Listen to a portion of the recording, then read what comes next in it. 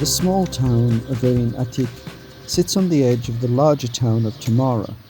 It's about 20 kilometers or 30-minute car ride from the Moroccan capital, Rabat. Although much less known than its more imposing neighbouring cities, Ain Atiq offers a look into the future of modern urban sprawl that is taking place as Morocco develops. The community focus area of the town is this long park that dominates the main plaza.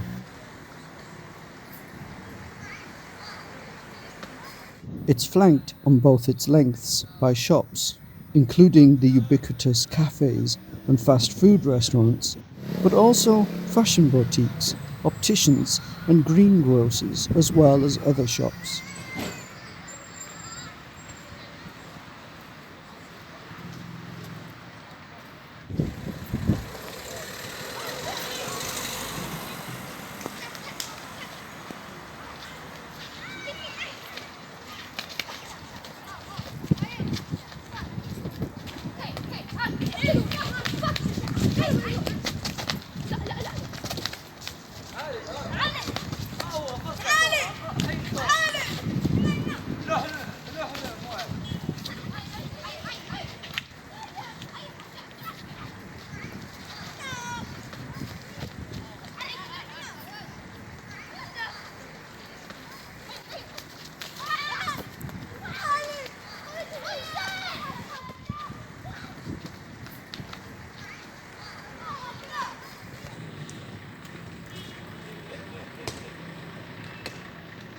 One of its shorter ends acts as the beginning of the residential area.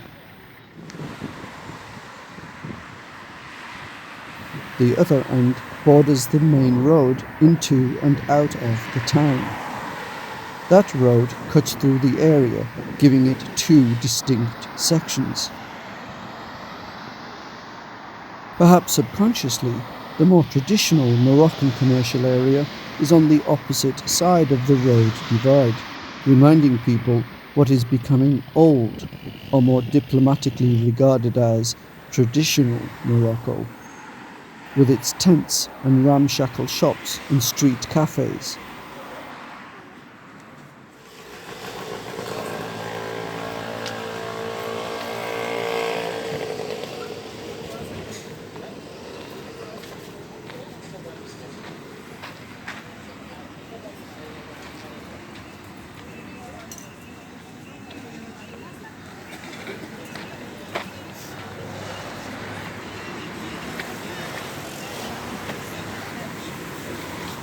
It's here where you get tagines and Moroccan soup, rather than hamburgers and French fries.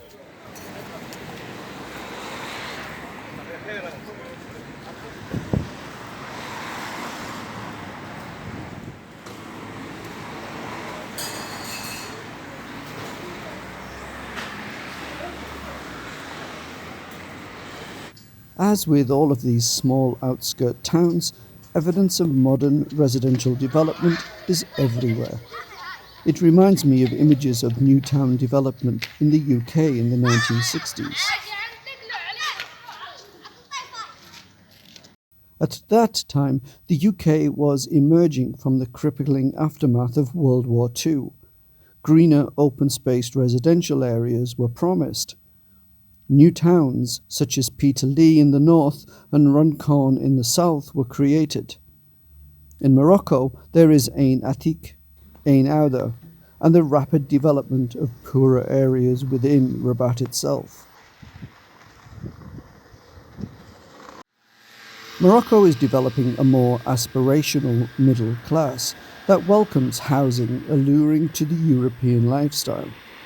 Of course, this development is a great thing for Morocco.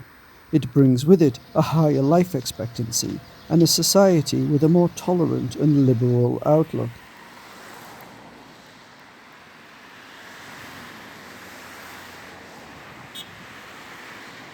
I've really enjoyed walking around this area. It's something of a hidden gem. There's lots of greenery and new buildings, and there's space for more buildings. It's rather peaceful and the air is quite fresh. But inevitably, New Morocco will come at a cost to its more traditional values.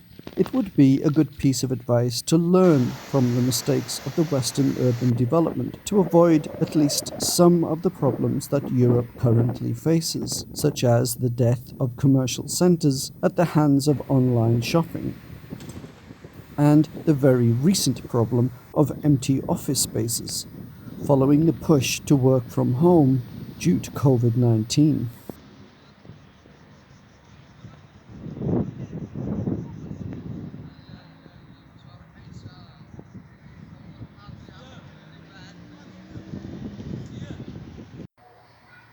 There are examples of distinct architecture in some of the new modern buildings.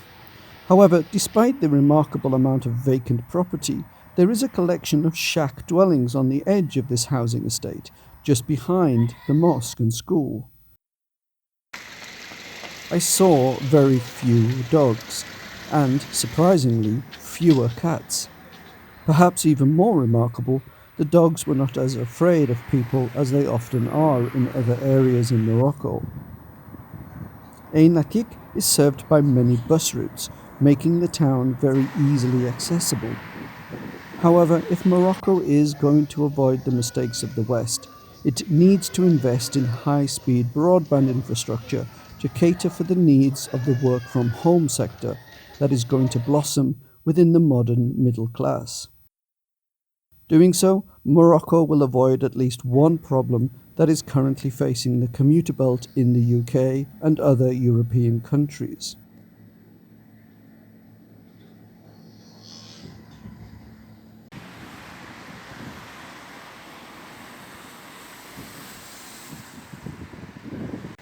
Wandering around Ain Atiq, I see a lot of hope, excitement, and investment in Morocco's future. It feels as if Ain Atiq is not just on the edge of town, but at the start of something new.